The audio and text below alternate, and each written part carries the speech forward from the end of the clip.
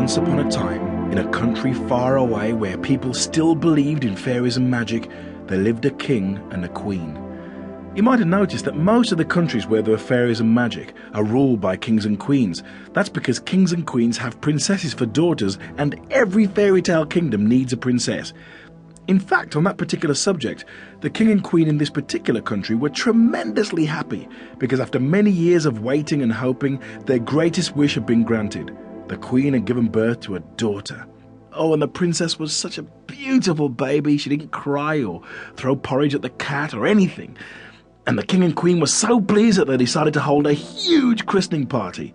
It was going to be the biggest party the country had ever seen, even bigger than the one they had when the national team won the World Netball Championships. The king and queen spent hours writing out menus and guest lists. All kings and queens from all the neighbouring countries were invited. All the earls and counts and lords and dukes for miles around. "Is the guest list finished, dear?" said the king. Well, have you got the King and Queen of Rosbania? Yes. And the Emperor of Moldania? Yes. And Lord Loverduck? Yes. Oh, and what about the fairies? We don't want to forget them. They always bring the most beautiful presents, and if you forget them, they get ever so annoyed. They're a terrible nuisance, though. They always eat the peanuts and keep disappearing and reappearing. You never know where you are with a fairy. Still, better invite them, I suppose. There you go. I bet you never knew that fairies like peanuts. So now you know what to buy if one comes round for tea. Anyway, invitations were sent out to the 7 fairies living in the kingdom. The Lilac Fairy, the Violet Fairy, the Buttercup Fairy, the Tulip Fairy, the Hyacinth Fairy, the Primrose Fairy, and the Dandelion Fairy. Now, everything would have been all right, except that there were 8 fairies in the kingdom, actually. They'd forgotten about Hairy Clary, the Scary Fairy.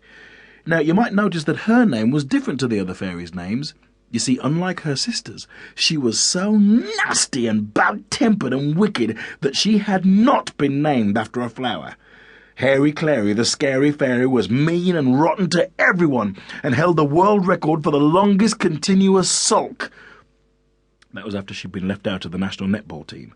But the king and queen couldn't have chosen anyone nastier to miss from their guest list. As you might expect of such a bad-tempered fairy, when she found out that she had not been invited to the party, she was slightly put out. "The rotten, stinking, bogweed, bilge-eating pair of rotten... She didn't know many words. rotters! Told you. How dare they not invite me to their rotten party?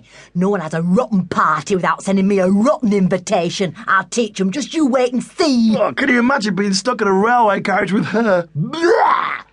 Well, Hairy Clary, the Scary Fairy, began to plot how she would seek her revenge on the king and queen. The idea that she simply might have been forgotten didn't even occur to her. You see, she was so used to insulting other people that she thought that people were always insulting her. And there's a bit of a lesson to learn there. So there. Meanwhile, the preparations for the princess's christening continued. Balloons were ordered, cakes were decorated, streamers were put up, caterers contracted, caterers cancelled, new ones engaged, and eventually the day of the party arrived. The guests arrived at the palace.